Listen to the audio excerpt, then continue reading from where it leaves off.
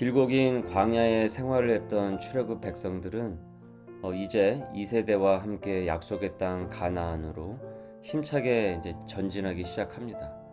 맞은편인 모압 평지에 도착을 해서 이제 진을 쳤습니다. 직전에 아모리 족속을 정복했다라는 그 소식을 들은 이 모압 왕 발락은 이스라엘을 매우 두려워합니다.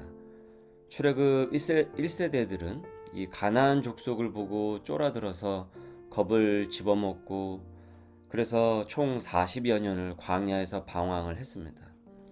하지만 이제 이 막바지에 이르는 이 시기에 새로운 세대들은 이전의 세대들과 달리 이제 가나안 족속들이 두려워해야 할 대상이 되었어요.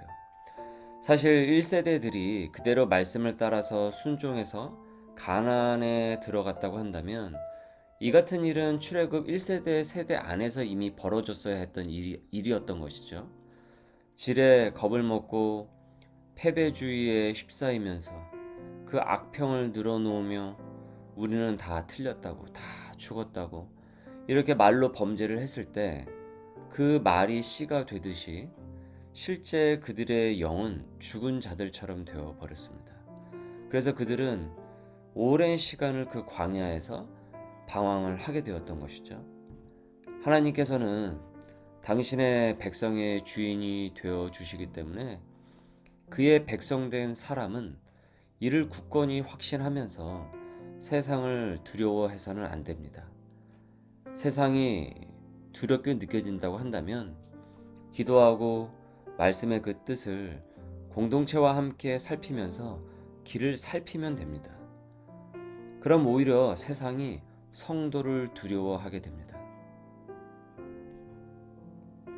나는 세상을 두려워하는 백성입니까?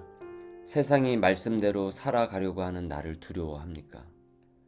세상을 이기는 백성으로서 내가 지금 잡아야 할 그 마음가짐은 무엇입니까?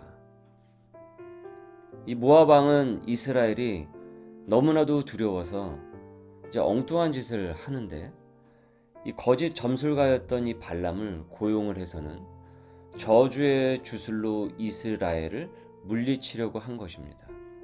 그렇게 무당을 불러서 이제 저주를 퍼부으면은 정말 그 저주를 그 이스라엘이 받는다라고 생각을 했던 거죠. 이 모압 왕 이 발락은 이 위급한 순간이 이 모압의 최고 지도자가 이 순간에 이런 결정을 내렸다고 한다면, 그리고 이 방법이 그 나라의 그 족속의 여론의 그 지지를 받는다고 한다면, 그러니까 그전에도 얼마나 많이 이런 식으로 그 사건들 앞에서 일들을 처리를 했겠습니까? 이처럼 사람은 그 말씀과 믿음의 공동체가 없으면 어떠한 사건에 닥쳤을 때 이 두려움과 번민의 그 짐에 눌려서요, 점이나 무당, 오늘의 운세 같은 거, 아니면 또 어떤 사람을 철석같이 의지하고 믿어버립니다.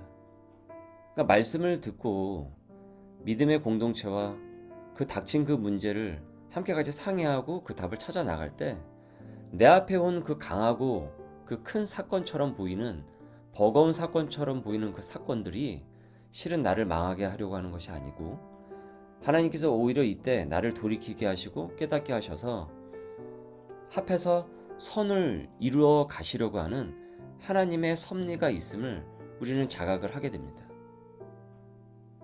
여러분, 나는 크고 강한 사건 앞에서 교회 공동체에 묻지 않고 혼자 두려워하며 번민을 하다가 비신앙적 방법이나 잘못된 사람들을 의지해서 낭패를 당한 적이 있습니까?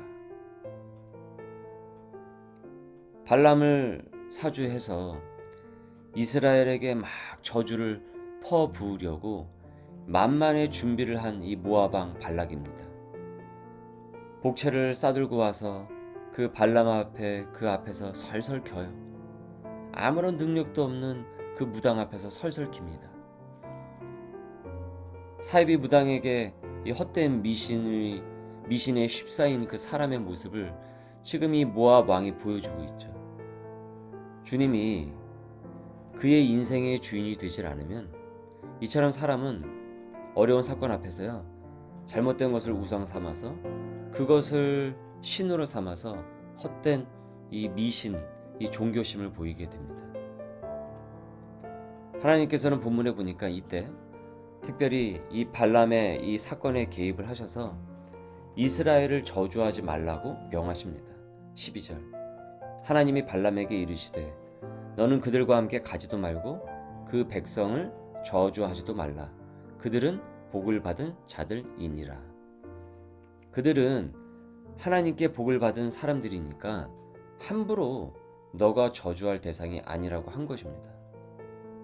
비록 이스라엘은 그들의 자범죄로 광야에서 심판을 받았지만 그들을 벌하시고 깨닫게 하시려는 주체는 하나님이시지 다른 어떤 것들이 아닙니다. 즉 그 발람이 아무리 저주를 퍼붓는다고 할지라도, 사조에서 저주를 퍼붓는다고 할지라도 그것은 아무런 능력이 없어요. 여러분, 마귀는 우리를 함부로 지옥에 멸할 수가 없습니다.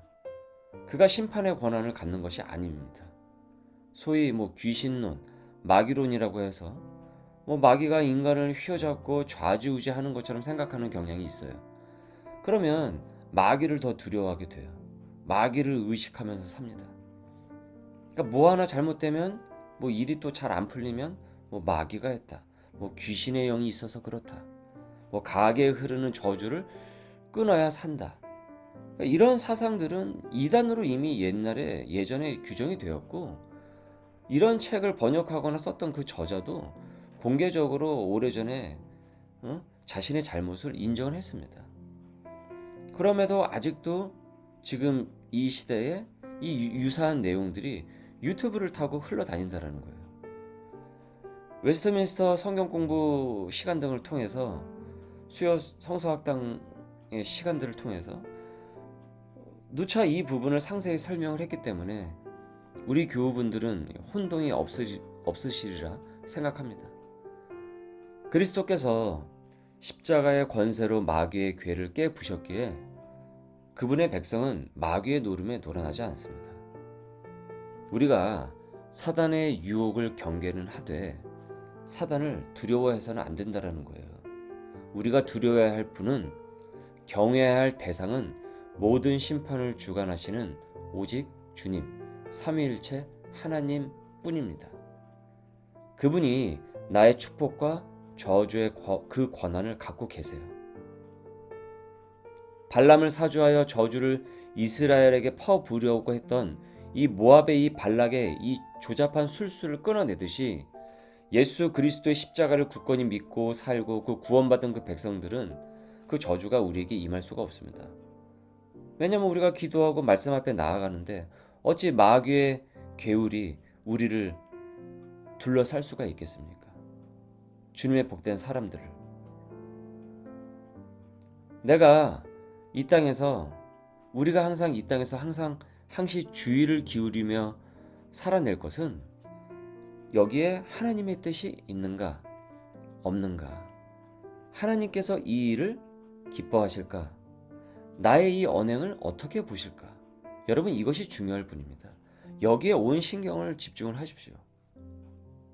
다른 것에 자꾸 우리의 주의력을 빼앗기지 마시고요. 우리의 영은 여기에 집중을 하면 되는 겁니다. 우리 교우들에게 근래의 필독서인 찰스 셸돈의 예수님이라면 어떻게 하실까? 예수님이라면 어떻게 하실까? 예수님이라면 이 순간에 어떤 선택을 하실까? 어떻게 말하실까? 이를 기도하며 교회 공동체와 함께 나누며 길을 찾아갈 때 여러분, 우리는 복된 길로 가게 됩니다. 하나님께서 우리를 기특히 보시며 아름다운 구원의 복을 우리에게 부어주세요. 말씀의 질문입니다. 나는 저주의 사람입니까? 축복의 사람입니까? 누군가 나에 대해서 아니면 어디선가 들었던 그 소리가, 성경적이지 않은 그 소리가 마음에 오래 남아 그것에 묶여 있지는 않습니까? 십자가 구원을 믿는 백성에게 이 구원의 큰 복을 받았음을 나는 믿고 살아내고 있습니까? 끝으로 15에서 마지막 이제 20절을 보면은 이제 모압의 장로 귀족들이 이제 떼거지로 이 점술가 발람에게 또 옵니다. 더 많이 옵니다. 발락이 하나님의 말씀을 듣고 이제 저주하지 않기로 하니까 이제 다시 설득하려고 했던 것이죠. 그럼에도 하나님께서는 발람에게 거듭 내가 너에게 전에 했던 말만 그들에게 전해라. 그러니까 그들은 복을 받은 백성들이다. 이것만 전하도록 매들 확실히 지어주십니다. 저주하지 말라라는 것이죠. 너가 너의 입술로. 구원의 복을 받은 주님의 백성으로 오늘도 우리에게 주신 이 하나님의 말씀을 깊이 상고하면서 주님의 뜻을 우리의 생활 가운데서 구현해 나갈 수 있기를 바랍니다. 빛과 소금의 역할을 감당하는 우리 소명의 식구들 될 수 있기를 주님의 이름으로 축원합니다. 주님, 나 같은 죄인을 불러 당신의 백성으로 삼아주심에 감사드립니다. 나의 모습을 보면 자랑할 것이 하나도 없습니다.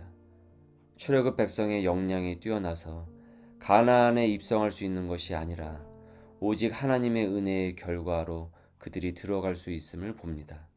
내가 아닌 주님이 주인이 되어서 어떤 것도 나의 주인이 되지 않고 오직 여호와 하나님, 우리 삼위일체 하나님만이 나의 주인이 되어서 세상을 두려워하지 않고 세상을 능히 이기게 하여 주옵시고 마귀의 그 괴율에 사로잡히지 않고 성령 충만한 소명인이 되도록 오늘도 나를 붙들어 주옵소서. 복받은 자임을 감사하게 여기며 받은 은혜를 보답하며 살아가는 감사의 사람들이 되도록 인도하여 주옵소서. 예수님의 이름으로 기도드립니다. 아멘.